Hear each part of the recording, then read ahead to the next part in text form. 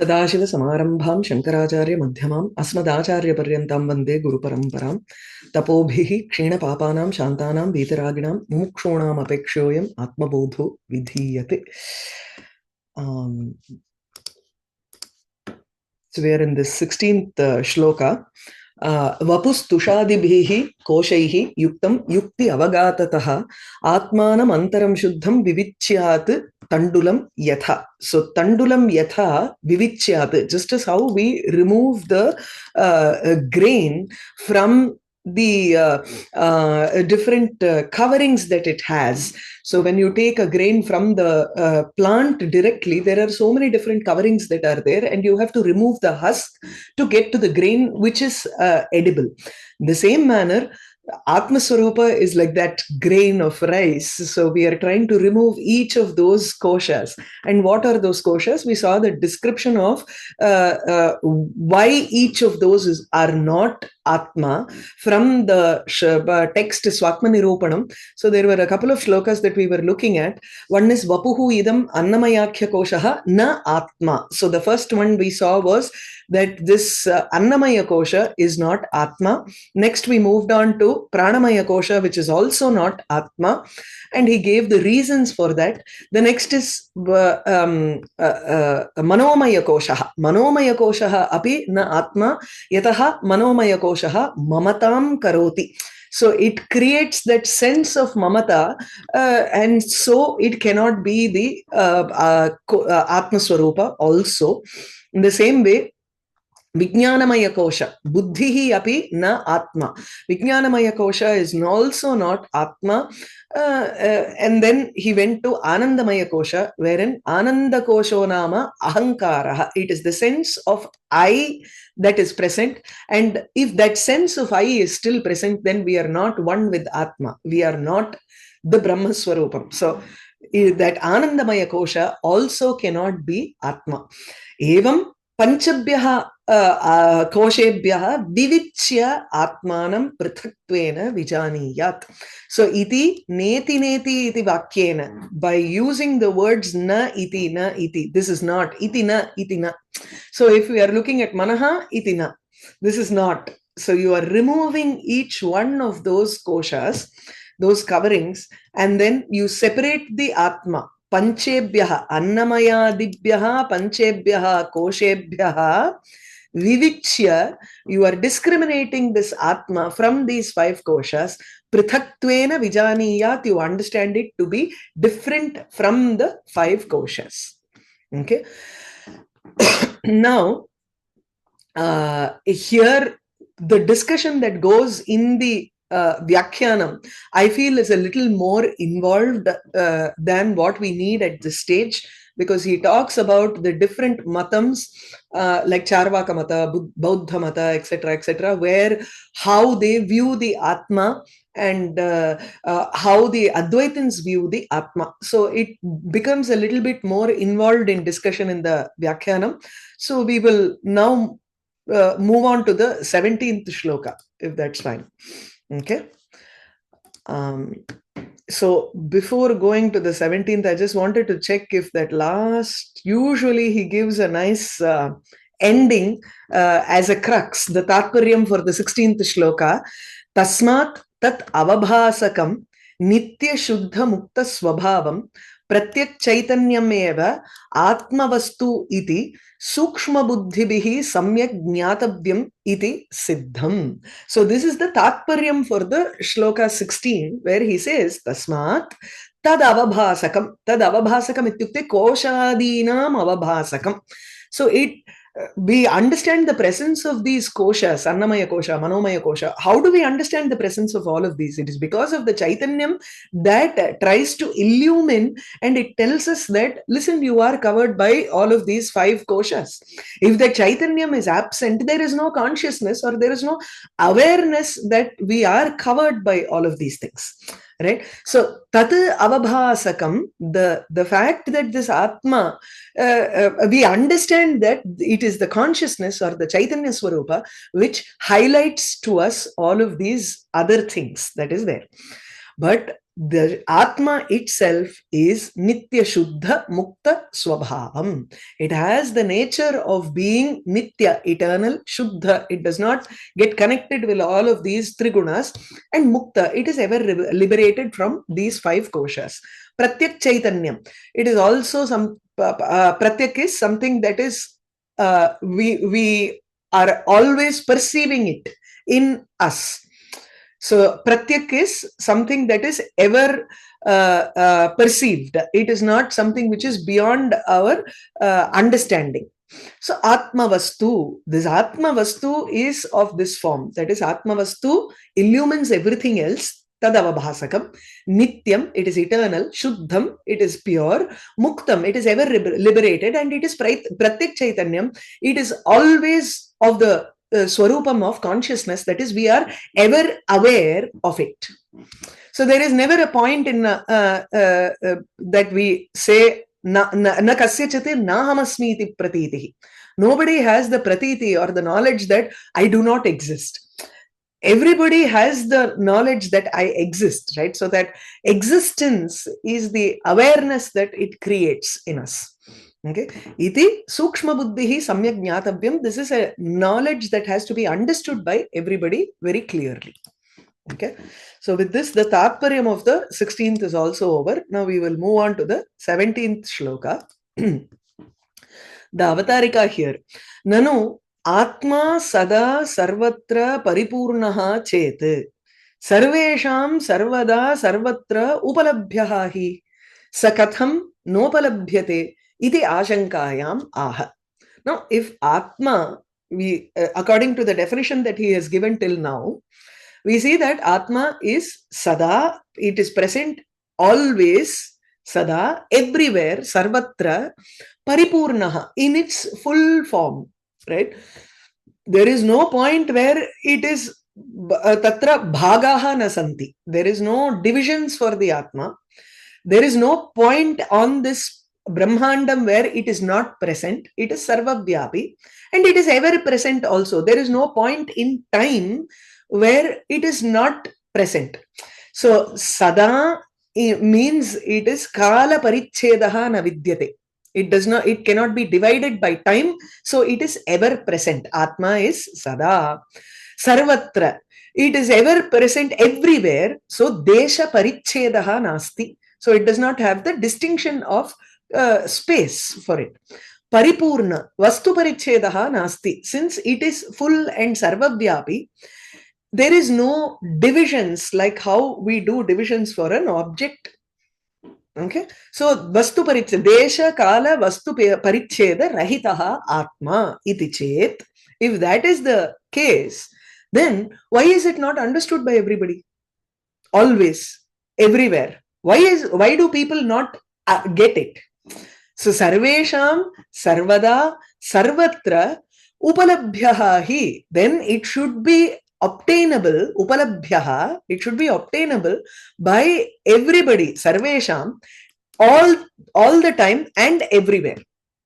Right? So Sarvesham Sarvada Sarvatra Upalabhyaha hi. It is always present there for our taking. Then Saha Katham na Upalabhyate. Why is it that we are unable to understand the presence? Now, the answer for that is in the form of 17th shloka. Sada sarvagatopyatma na sarvatra avabhasate buddhaveva avabhaseta swacheshu pratibimbavat. Sada sarvagataha hi api atma sarvatra na avabhasate. Even though the atma is sada sarvagataha, always it is present everywhere. That is sarvavyapi. It is omnipresent. It is present everywhere, enveloping the entire space of the Brahmandam or wherever, whatever. That is the only vastu, right? So sada sarvagataha, and ever present also. Even then, sarvatra na avabhasate. It is not na prakashate sarvatra. It does not reveal itself everywhere. Why does it not reveal? Where does it reveal itself then? Buddhau eva avabhasate. It is capable of only showing itself in the buddhi as the form of akandakara vritti. Swacheshu Pratibimbavat. There can be 1500 mirrors, but if all of those mirrors are just totally dirty, your reflection will never be seen there. You will only see the dirt on the top of that mirror. If you do an experiment, like say there is a big mirror, it's very clear, but then there is, as you see your face, right at that height, you have a small, let's say a small, part that is missing. The mercury is completely gone there, or there is some sort of a dirt on top which you are unable to remove, right where you want to see your face. But you can move your face and look at it elsewhere. You still would keep on looking at that particular spot and saying that it is dirty. I am not able to see myself. Right? So there are other spots also where you can see your face clearly. But this will keep bothering us because it is not clean. So swacheshu eva pratibimbavat. It is like the Atma, just as how the face can be pratibimba, is reflected only in a clear mirror. In the same manner, buddhau eva avabhasate. Only in a clear mind will this Atma be seen. Yeah. So, sarvatra ragadi malina buddhishu na prakashate. It does not clearly. So, in the first sentence, Atma pratyak abhinnam param brahma. Pratyak abhinnam ityukte jiva abhinnam. Pratyak chaitanyam is the jiva chaitanyam, and Parabrahma is the Ishvara chaitanyam. This jiva chaitanyam and the Ishvara chaitanyam are the same. So, pratyak chaitanyat abhinnatvena bhasate parabrahma. So, this Atma, when he says Atma here, he does not mean the Jiva Chaitanya or the Ishvara Chaitanya, but the Parabrahma Swarupam, which is non-different from the Atma Swarupa that is present inside the Jiva. Tadrishamaha Atma Sada Sarvagataha api Sarvatra Paripurnatvena Vartate api, even though he is full everywhere, or Sarvavyapi ityapi, Sarvatra, in every buddhi, he does not show up. Because each of those buddhis are colored by raga, etc. Ragadi malina buddhishu na prakashate na avabhasate. He does not show it himself.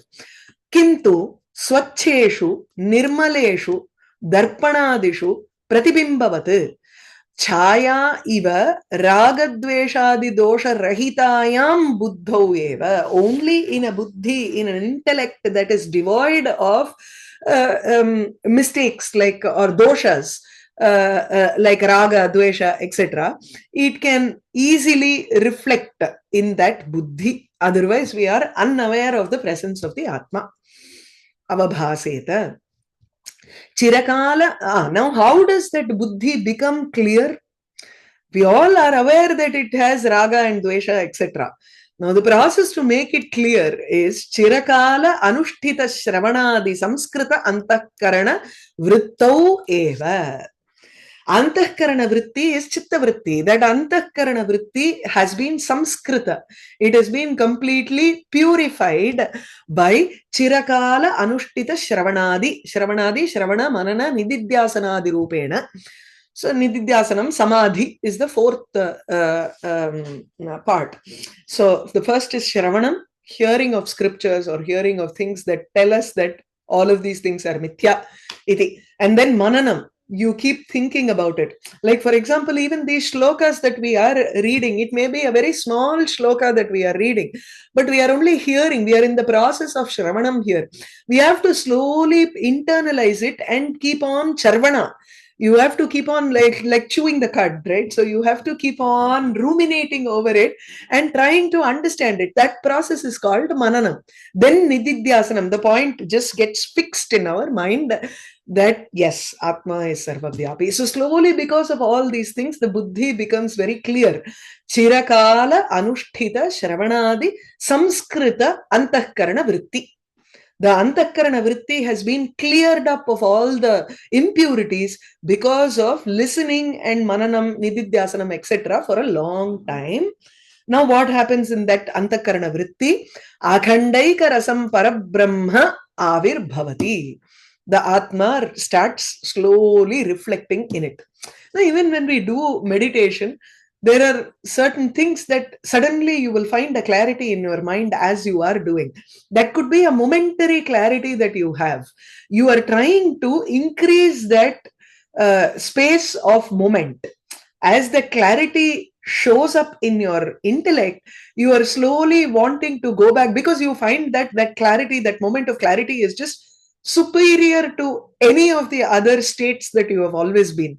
So you try to keep on going back to that clarity and trying to expand that moment of clarity. So that is this akhanda ekarasam. It was just one moment. You want to try to make it into a partless continuous continuum, let's say, so that is this akanda ekarasam parabrahma avirbhavati. Then that atma reflects in that continuous format. Natu anyatra kutrachit. There is no possibility of atma reflecting everywhere else, even though it is present, but it's only in that buddhi that we get that awareness. So etena निष्काम अनुष्ठान संप्राप्त शुद्ध बुद्धेः एव श्रवणादिजन्य ज्ञानं तत्फलं मोक्षश्च सिद्ध्यति न तु अशुद्ध बुद्धेः इति सिद्धम्. So this is the Tatparyam format of the shloka 17. So etena, because of this we understand. What do we understand? It is only in buddhi that atma is going to be understood. Right? And that buddhi should have a nishkama anushtanam. We have to keep doing things without any attachment towards the result of it. So nishkamatvena, without any desire, anushtana, by doing our anushtanam, karma anushtanam, or any duty, whatever it is prescribed for us, or whatever that we have to do, we do it with a sense of duty more than an attachment towards the work or towards the palam, anything.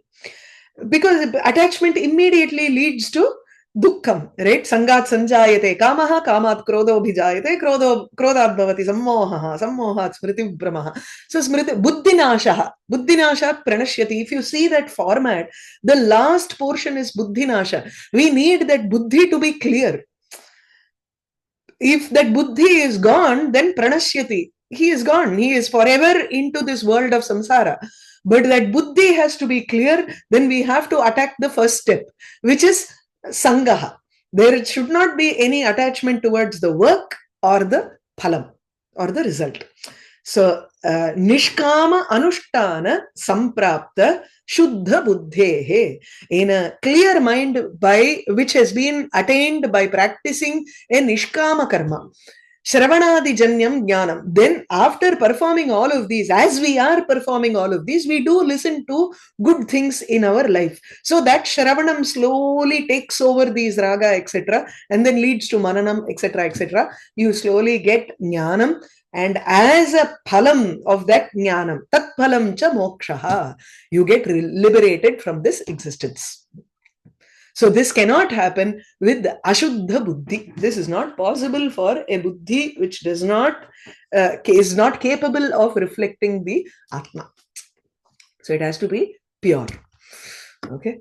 Sada sarvadgatopi atma na sarvatra avabhasate buddhau eva avabhaseta swacheshu pratibimbavat.